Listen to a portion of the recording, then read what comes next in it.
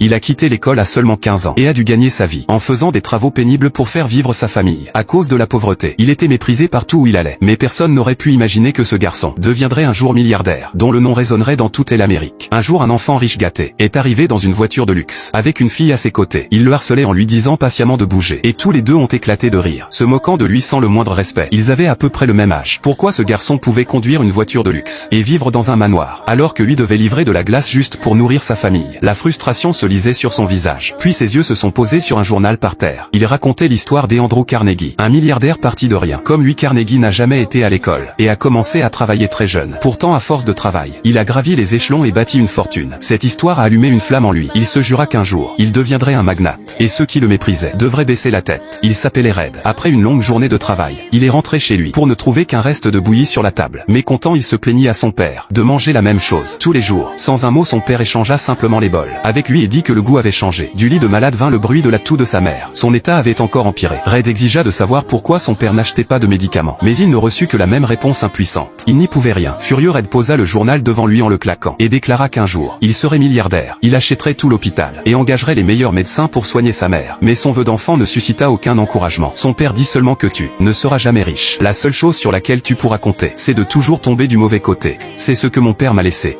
Et je suis désolé, mais c'est tout ce que tu auras de moi. En regardant ses petits frères et sœurs, Red ne dit plus rien. Au fond de lui, il renonça à son père et à cette maison. Cette nuit-là, il décida de s'enfuir. Il croyait que le monde extérieur était plein d'opportunités pour gagner de l'argent. Après avoir regardé en silence ses frères et sœurs dormir profondément, il s'approcha du lit de sa mère. Elle soutint sa décision. Elle avait l'impression de le retenir, et ses yeux étaient pleins de culpabilité et d'amour. Red lui dit au revoir, puis quitta à contre-cœur la maison où il avait vécu pendant des années. À l'aube, il apparut à la gare, sans argent pour un billet. Il comptait monter en fraude.